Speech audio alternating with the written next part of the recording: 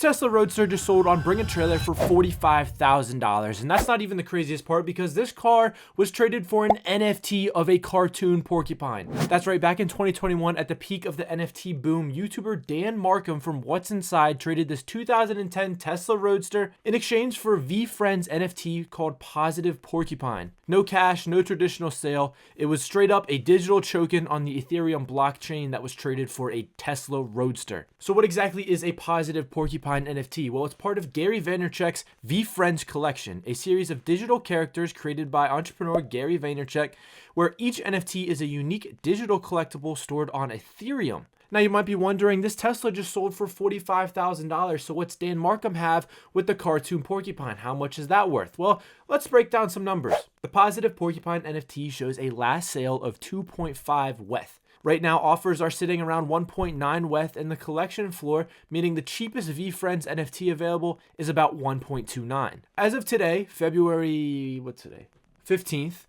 Ethereum is sitting at $1,971.